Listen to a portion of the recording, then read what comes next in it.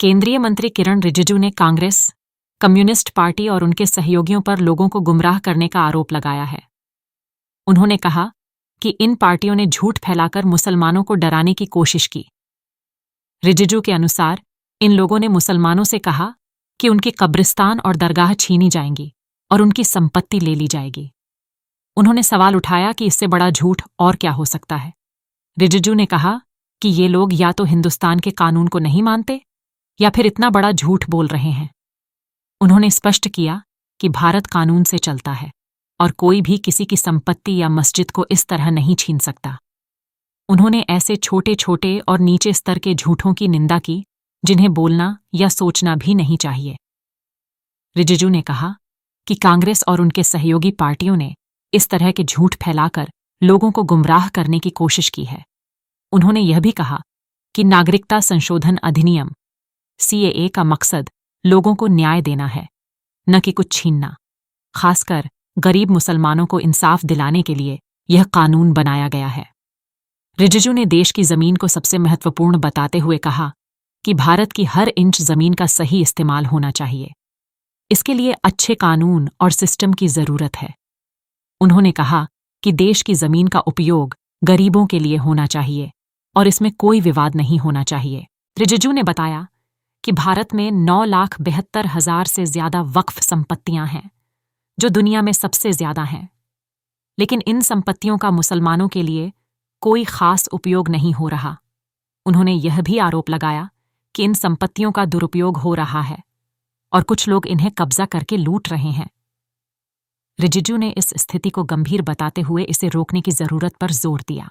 गुमराह करने के लिए इन लोगों ने सबसे पहले झूठ का सहारा लिया और मुसलमानों को बताया कि आपका कब्रिस्तान और आपका दरगाह छीने जाएंगे, मुसलमानों का संपत्ति छीनेंगे। इससे बड़ा झूठ क्या हो सकता है? ये जो बोल रहे हैं हिंदुस्तान के कानून को नहीं मानते हैं, या इतना बड़ा झूठ बोल रहे हैं। आप बताइए, ये देश कानून से चलता है। किसी का प्रॉपर्टी ऐसे आप छीन सकते हैं क्या? किसी का मस्जिद को कोई ऐसे छीन सकते हैं क्या इस देश में? तो इस तरीके से छोटा छोटा झूठ, जो बहुत नीचे स्तर का झूठ, जो कहना ही नहीं चाहिए, ऐसे सोचना नहीं चाहिए, इस प्रकार का झूठ इन कांग्रेस, कम्युनिस्ट पार्टी और कांग्रेस के कुछ साथियों ने लोगों को गुमराह करने का कोशिश किया। हम लोग ने क्लियरली कहा है कि वक्फ संशोधन अधिनियम ये न्याय देने के लिए है, गरीब मुसलमानों को इंसाफ देने के लिए है, छीनने के लिए नहीं है। देश के लिए सबसे महत्वपूर्ण देश का जमीन होता है और हमारा हिंदुस्तान दुनिया का सबसे ज्यादा जनसंख्या है, देश बड़ा है और इस देश में हर एक इंच जमीन अच्छी तरह से इस्तेमाल होना चाहिए।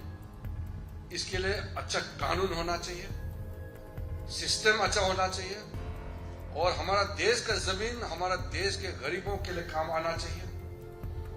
इसमें कोई विवाद नहीं होना है। दुनिया का सबसे ज्यादा वक्फ प्रॉपर्टी हिंदुस्तान में है। 9,70,000 से भी ज्यादा, 9,72,000 से ज्यादा वक्फ संपत्ति हिंदुस्तान में है। लेकिन हिंदुस्तान के गरीब मुसलमानों के लिए कोई काम नहीं आ रहा है। काम नहीं आ रहा है वो एक बात है, लेकिन उसका दुरुपयोग, मिसयूज, वक्फ संपत्तियों को कब्जा करके जो लूटे जा रहा है, ये भी